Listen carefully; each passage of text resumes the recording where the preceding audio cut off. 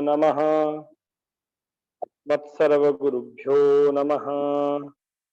तवास्मि जानकीकान्त कायेन मनसा गिरा रामकान्ते तवैवास्मि युवा मेव गति मम।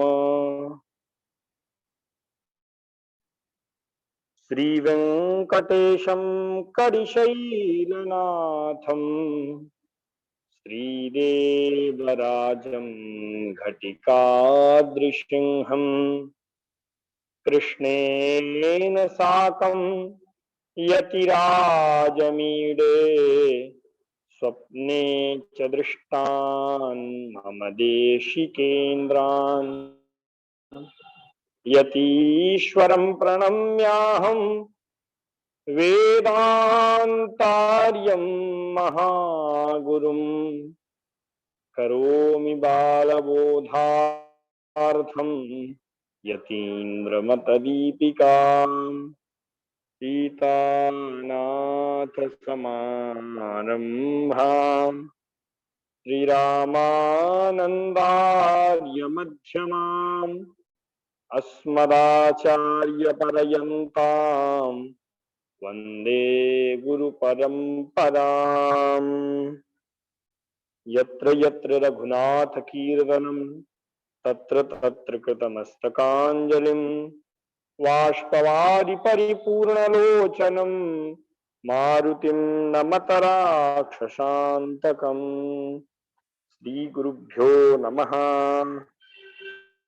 अखिल हे प्रत्यनीक कल्याण ऐकतान श्वेतर समस्त वस्तु विलक्षण राजराजेंद्र कौशल्यानंद वर्धन भगवान श्री राघवेंद्र सरकार की प्राण वल्लभा जनकजा भगवती श्री किशोरी जी की अहेतुकी कृपा के फलस्वरूप अनंत बलवंत श्री हनुमान जी महाराज की अध्यक्षता में मानव जीवन को चरितार्थ करते हुए मुमुक्षुओं के लिए जो एक सर्वोत्कृष्ट साधन भगवत चर्चा यथार्थ तत्वों का चिंतन ऋते ज्ञानान्न मुक्ति, इस सिद्धांत को प्रमाणीभूत मानते हुए हम और आप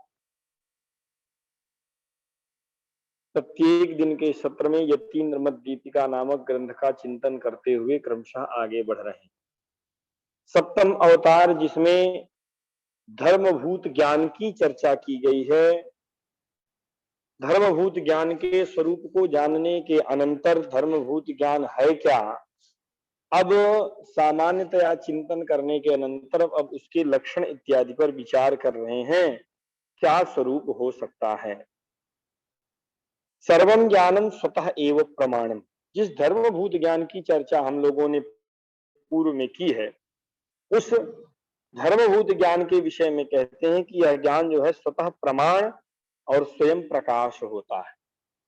ज्ञानत्वेन ज्ञान को जानने के लिए किसी भी अन्य सामग्री की आवश्यकता नहीं होती है।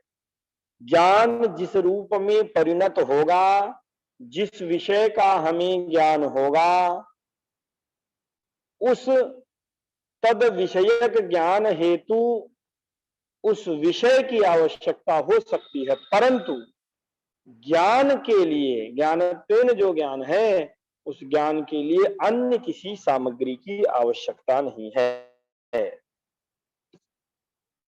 विप्रतिपन्ना संबित स्वगत व्यवहारं प्रति स्वाधीन किंचित्काराः स्वसजातीय संबंधानपेक्ष व्यवहार हेतुत्वात् अर्थेंद्रिय दीपादिवत।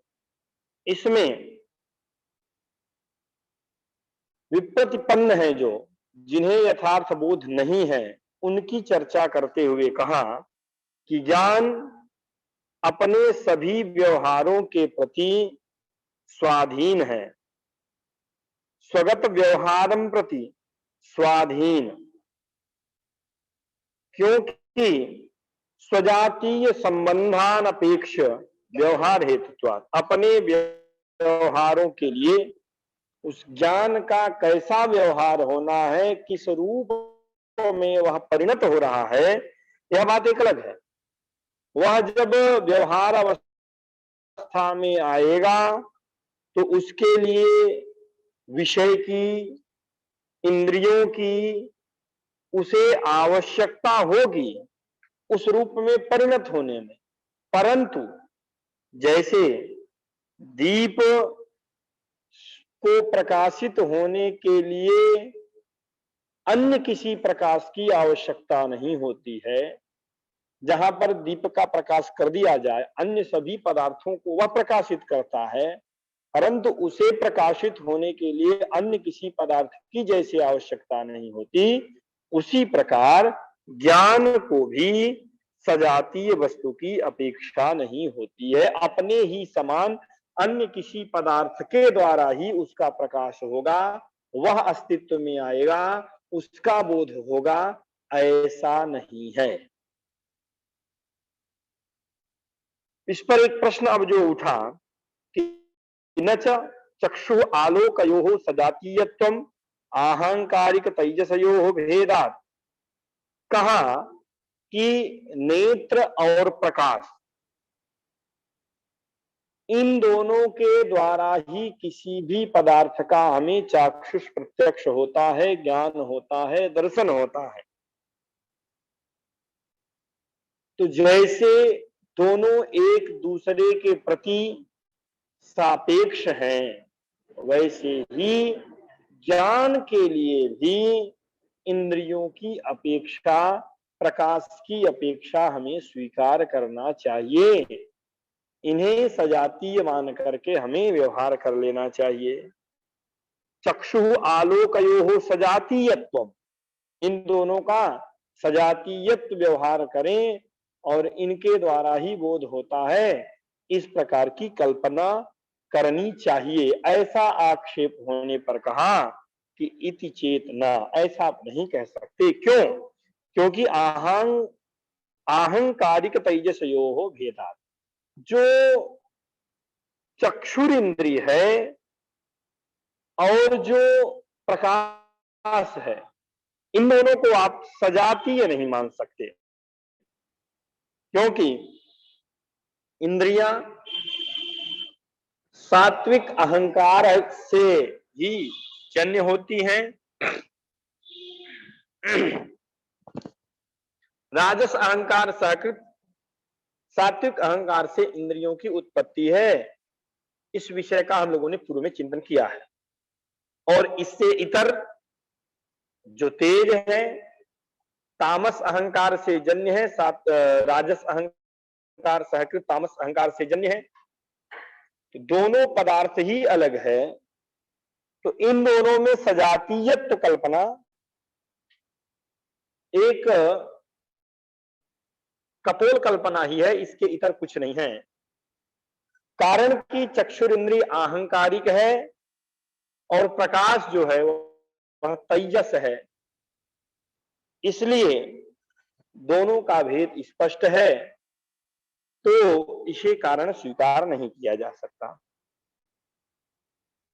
और जैसे यहां की चर्चा है, एक बात तो यह जब समाप्त हो गई तो दूसरा विषय एक उठता है कि ज्ञान को क्षणिक माने कि त्रिक्षणावृत्ति वाला माने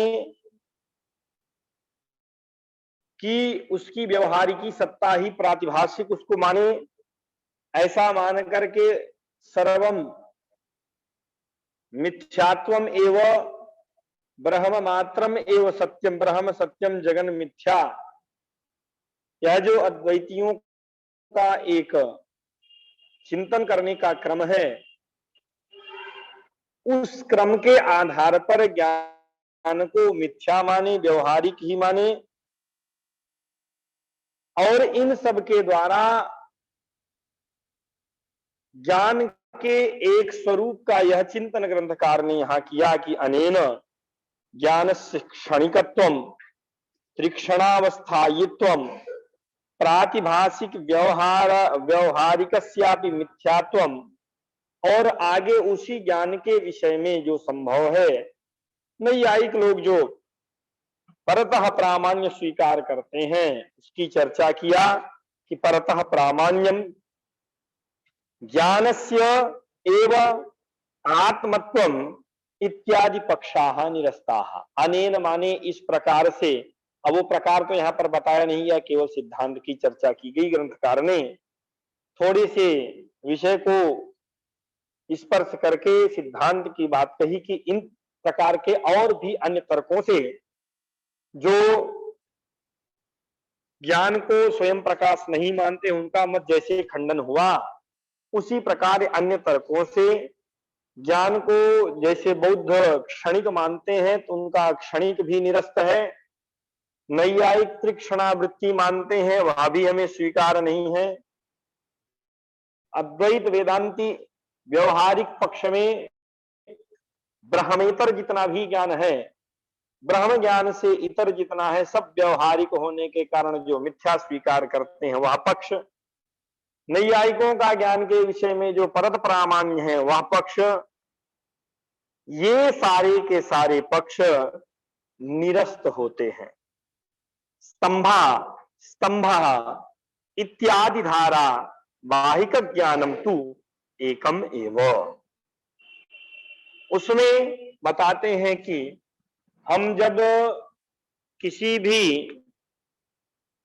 ज्ञान को नित्य निरंतर उच्चारण में रखते हैं, जैसे खम्भा है, स्तंभा स्तंभा, इस प्रकार से जो व्यवहार करते हैं इसमें एक धारा बनती है, और धारावाहिक स्थल में होने वाला ज्ञान पूर्व ज्ञान से भिन्न नहीं होता है। इसलिए पूर्व ज्ञान से भिन्न नहीं होने के कारण यह ज्ञान एक ही है, त्रिक्षणावृत्तिक नहीं है अथवा क्षणिक नहीं है, यह पक्ष हमें स्वीकार नहीं है। और ज्ञान को ही आत्मा मानने वाले जो अद्वैत वेदांती हैं उनका भी पक्ष हमें स्वीकार नहीं है। अब इस पर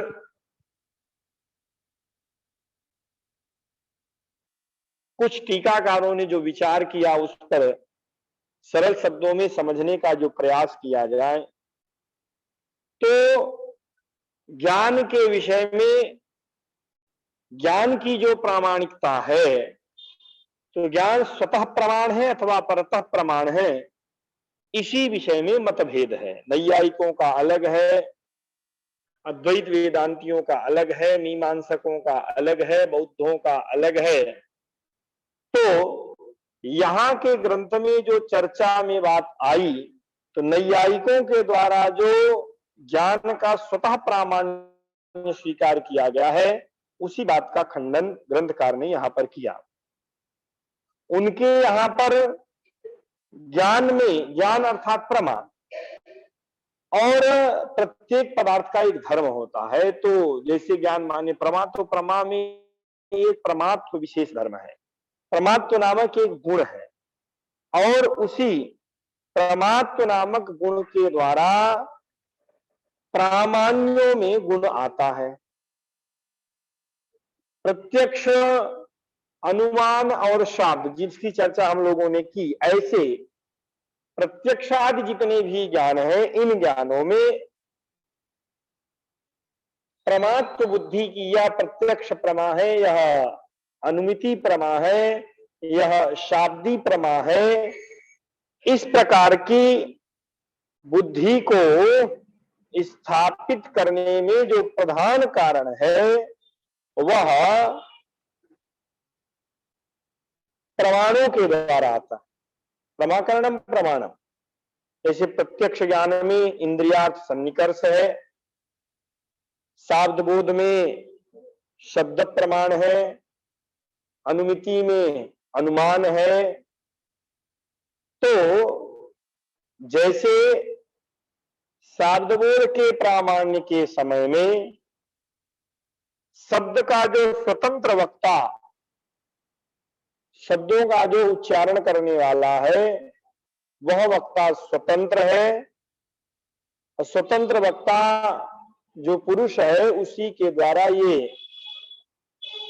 अकार आदि जितने भी अच अथवा हल अर्थात स्वर अथवा व्यंजन वर्ण हैं वे उच्चारण में आ रहे हैं। शब्द का यदि वक्ता आप्त है, प्रामाणिक है, तो वह शब्द भी प्रमाण हो जाता है। तो इन सभी में प्रामाण्यों के विषय में प्रमाण तभी स्वीकार किया जा सकता है, प्रमा में प्रमात्व तभी माना जाएगा जब प्रमाण की प्रामाणिकता हो। अर्थात जैसे शाब्दबोध के क्रम में जो शाब्दी प्रमा है, उसका जो करण शब्द बन रहा है, शब्द में यदि प्रामाणिकता है, अर्थात शब्द का जो वक्ता आप्त है, तो वह शाब्दी प्रमा भी प्रमाण की श्रेणी में, उसकी प्रामाणिकता में कोई संशय नहीं रहेगा। तो कहने का तात्पर्य, यह जो ज्ञान हो रहा है, चाहे प्रत्यक्ष ज्ञान हो, चाहे अनुमिति ज्ञान हो, अथवा चाहे शाब्दी ज्ञान हो, शाब्दी प्रमा हो, इन सब में प्रामाणिकता जो है ज्ञान की नहीं अपितु परतः प्रामाण्य, अर्थात यह अपने प्रमाणों के अधीन है। शाब्दबोध के विषय में आप लोगों ने जाना, वेदों के विषय में भी नैयायिकों ने वेद को ईश्वर प्रोक्त माना। इस पर पहले चर्चा हो चुकी है। ईश्वर प्रोक्त जो नैयायिकों ने स्वीकार किया है, ईश्वर के प्रामाणिक होने के कारण ही वेदों की प्रामाणिकता इन्होंने स्वीकार की।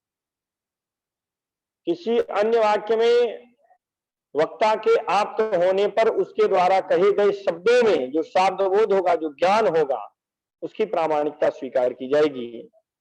तो यह अन्य जगह भी जो भी ग्रंथ है,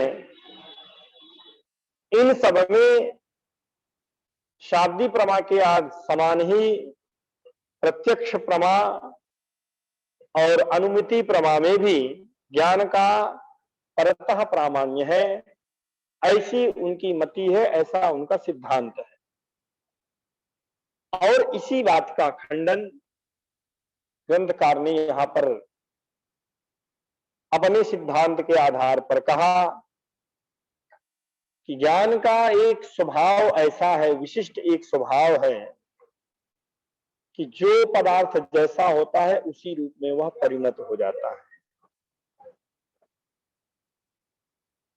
जो वस्तु जैसी है उसी रूप में उस वस्तु का वह प्रकाश कर देता है। जैसे अग्नि का दाहकत्व एक विशिष्ट गुण है,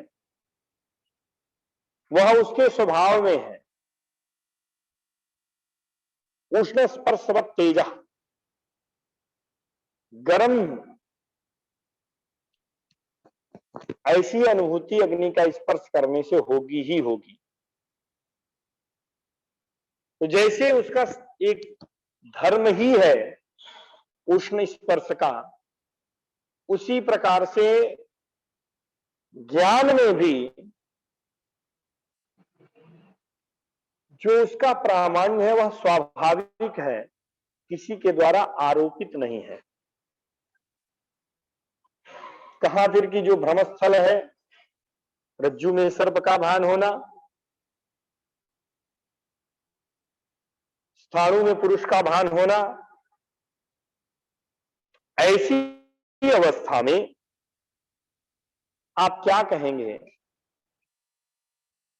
सिद्धांत में आचार्यों ने कहा कि भ्रमस्थल में जो धर्मी है, रज्जु में जो सर्प का भान हो रहा, जो सर्प है, स्थाणु में जो पुरुष का भान हो रहा, जो पुरुष है, ये जो धर्मी है,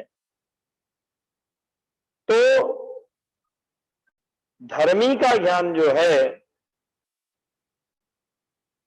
भ्रमस्थल में भी ज्ञान भ्रम रहित ही होता है। भ्रमांश में दोष होने के कारण अन्य धर्मी में अन्य धर्मी का आरोप करने के कारण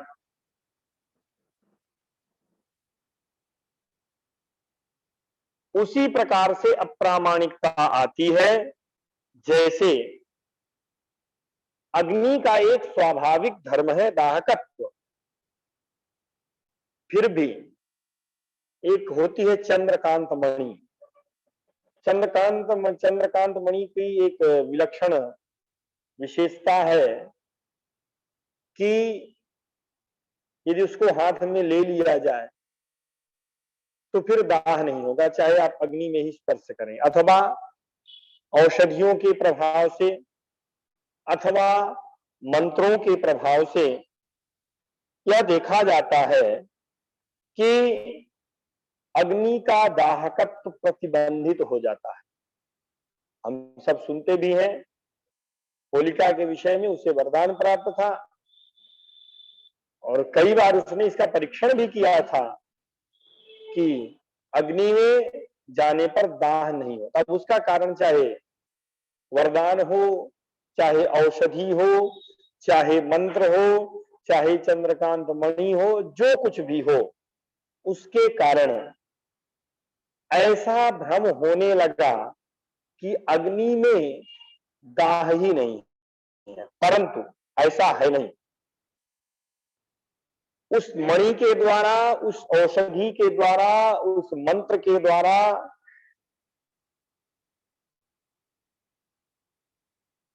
दाहकत्व केवल प्रतिबंधित होता है, नष्ट नहीं होता।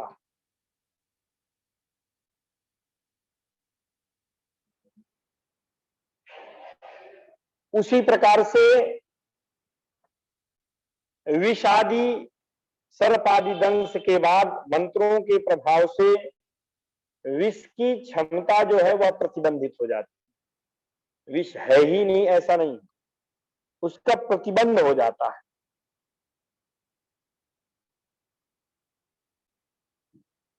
तो जिस प्रकार दोष रहित होने के कारण ईश्वर का ज्ञान नित्य है, प्रामाणिक है, दोषाभाव होने के कारण अपौरुषेय वेद वाक्य ज्ञान भी स्वभावतः प्रामाणिक है, उसी प्रकार घट का ज्ञान उत्पन्न होता है, अर्थात घट अस्तित्व में आता है।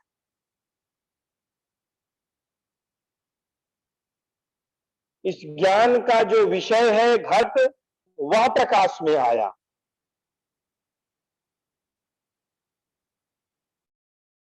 घट प्रकाश में आया, घट को प्रकाश में लाने वाला ज्ञान है, अर्थात ज्ञान ने विषय बनाया घट को।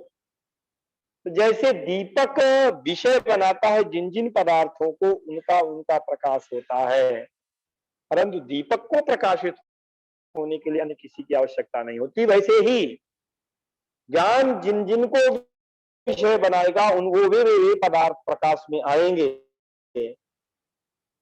तो इसका तात्पर्य यह नहीं है कि ज्ञान को प्रकाशित करने के लिए अन्य किसी की आवश्यकता है, किसी साधन की, किसी सामग्री की। प्रकाशांतर की अपेक्षा उसे नहीं है। इस प्रकार ज्ञान का स्वतः प्रामाण्य सिद्ध होता है। जैसे स्वतः प्रामाण्य उसी प्रकार से स्वयं प्रकाशत्व भी है। इसी बात को ग्रंथकार ने मूल पंक्ति में ही कहा कि विप्रतिपन्ना संवित स्वगत व्यवहारम प्रति स्वाधीना किंचित करा।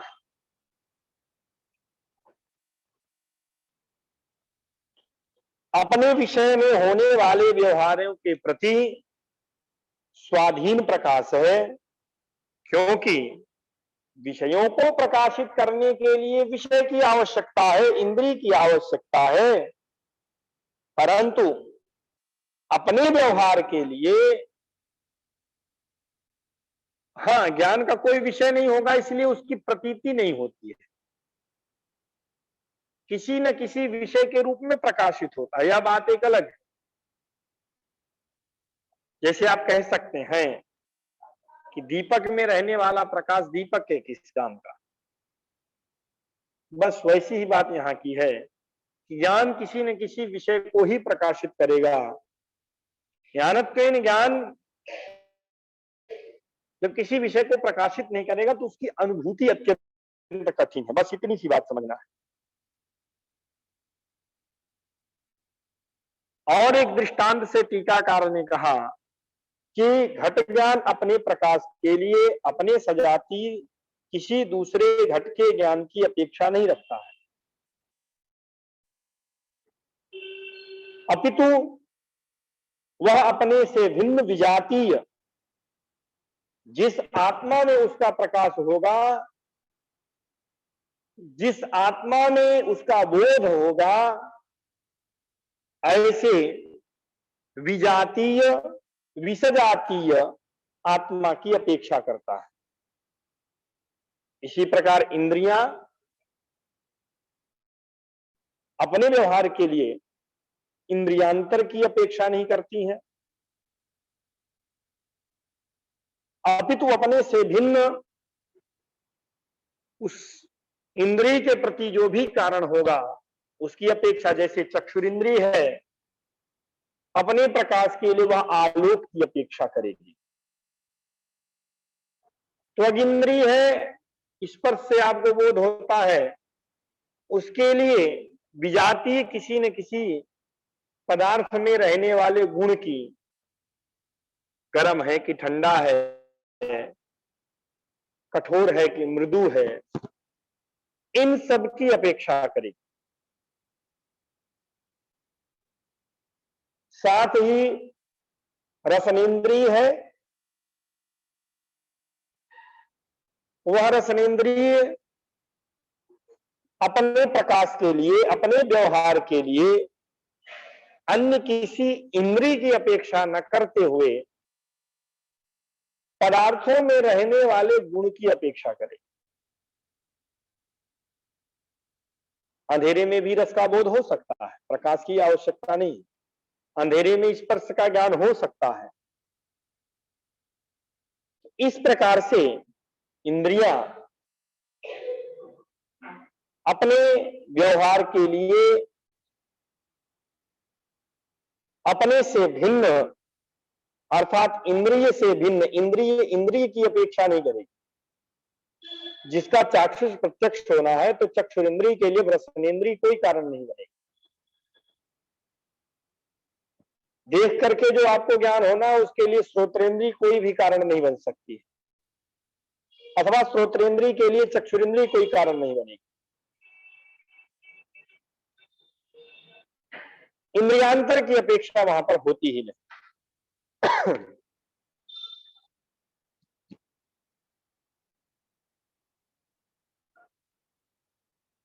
ये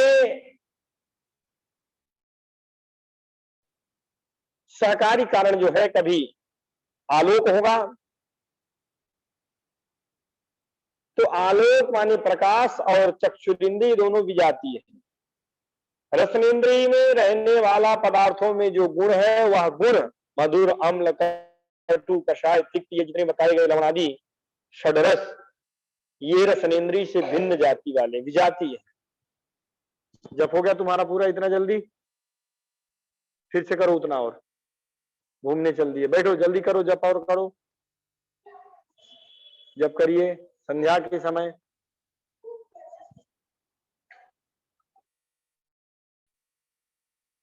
तो इंद्रियों के ये सहायक जो है सब विजातीय होंगे, सजातीय नहीं हो सकते। ज्ञान को पर प्रकाश मानने वाले नैयायिक, वैशेषिक, मीमांसक, उसमें भी भाट हो चाहे गुरुमत हो, ये सब ज्ञान को पर प्रकाश मानते हैं। इन सब का कहना है कि ज्ञान स्वयं प्रकाशित नहीं होता है। ज्ञान उत्पन्न होते समय स्वयं प्रकाशित यदि हम स्वीकार भी करें तो किसी की अनुभूति में नहीं आता है, किसी को उसका बोध नहीं होता। ज्ञान का जब कभी बोध होगा,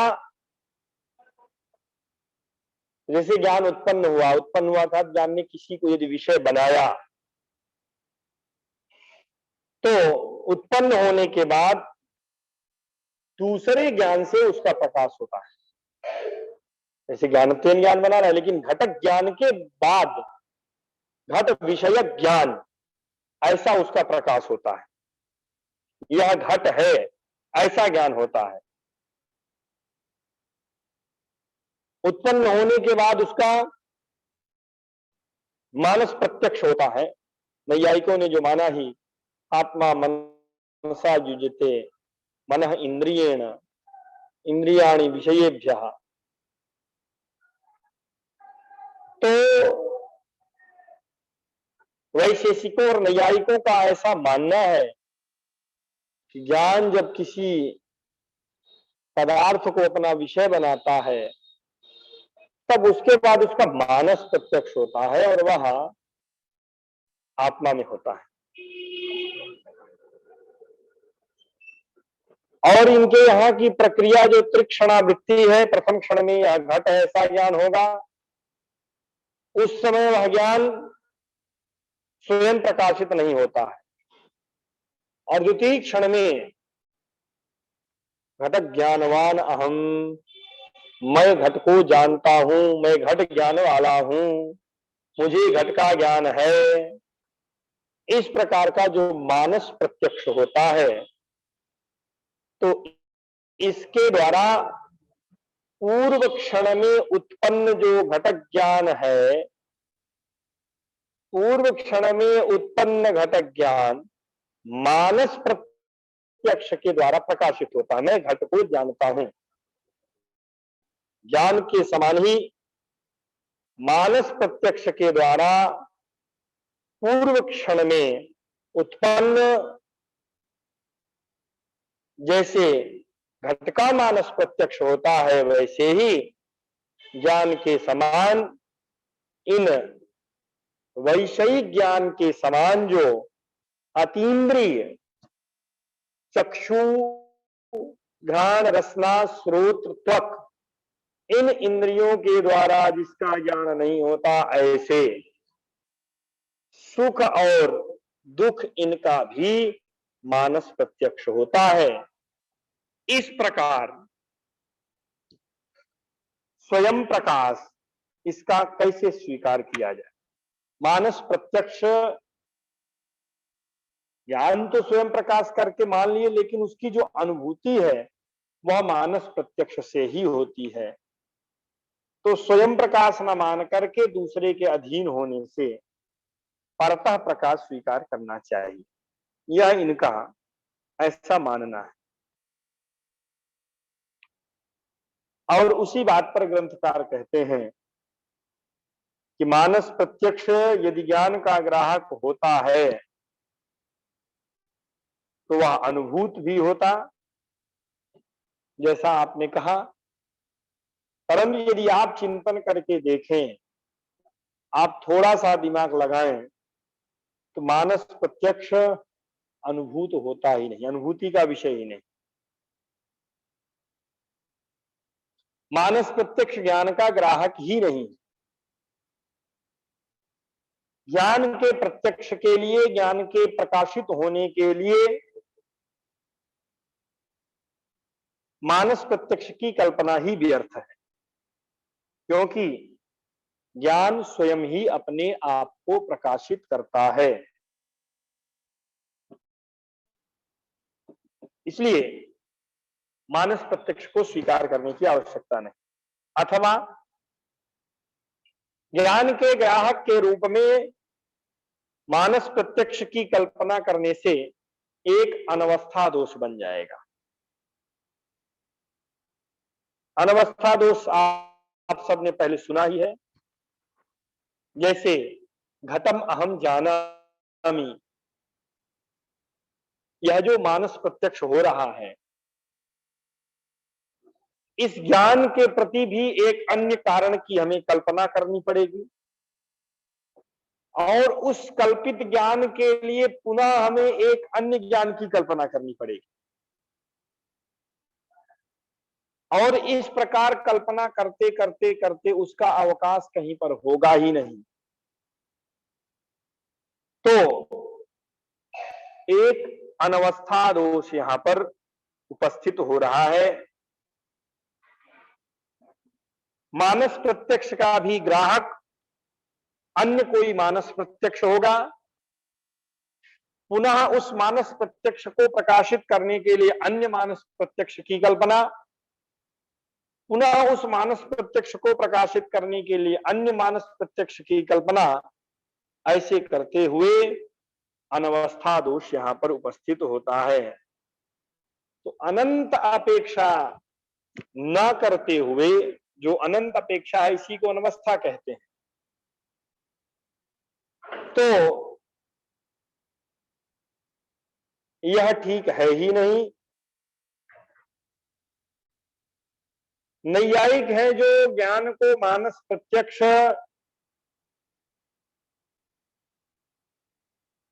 सहकारी अथवा मानस प्रत्यक्ष पूर्वक ज्ञान की स्थिति ऐसा जो स्वीकार करते हैं, इसके लिए उन्हें दो हेतु उपस्थित करना पड़ता है। जैसे उन्हें यह कहना पड़ता है कि ज्ञान क्षणिक है, आत्मा का विशेष गुण है। क्षणिक का तात्पर्य नैयायिकों के यहाँ त्रिक्षणावृत्ति है। प्रथम क्षण में उत्पन्न होता है, दूसरे क्षण में उसकी स्थिति होती है अर्थात उसका प्रकाश होता है, और तीसरे क्षण में उसका नाश होता है। नाश अवस्था में ही वह अपने समान एक अन्य ज्ञान को उत्पन्न करता है। तो ऐसी एक धारा चलती है। तो ज्ञान को हमें क्षणिक भी स्वीकार करना पड़ेगा और आत्मा का विशेष गुण भी हमें स्वीकार करना पड़ेगा, पहली बात। दूसरी बात, ज्ञान योग्य होगा तभी उसका प्रकाश होगा, योग्य नहीं होगा तो उसका प्रकाश होगा ही नहीं। तो योग्य होते, योग्य का भी तात्पर्य किसी न किसी इंद्रिय का विषय बनने योग्य होना चाहिए, किसी न किसी इंद्रिय से उसका प्रकाश होना है। तो योग्य होते हुए आत्मा का विशेष गुण है, और ये दोनों बात जब हम स्वीकार करते हैं तो हेतु में दोष है, क्योंकि पहले हम चर्चा कर चुके हैं कि ज्ञान नित्य है और क्षणिक भी नहीं। नित्य होने से क्षणिक है ही नहीं। मानस प्रत्यक्ष के योग्य भी विषय वह बन नहीं सकता, इसलिए ज्ञान में क्षणिकत्व एवं योग्यत्व, ये दोनों विशेषण जो हैं असिद्ध हेत्वाभास से ग्रस्त है। इनमें व्यभिचार भी है। व्यभिचार होने के कारण अनैकांतिक को ही व्यभिचार कहते हैं। तो इस दोष से हेतु ग्रस्त होने के कारण हम यह स्वीकार नहीं कर सकते, और ज्ञान के प्रकाश में अनुमान की जो चर्चा की गई, अनुमान करने से ही हेत्वाभास होने से अनुमान स्वीकार नहीं होगा। अब इसकी चर्चा कल के सत्र में, और ज्ञान के एकत्ववाद की सिद्धि, ज्ञान धारावाहिक होते हुए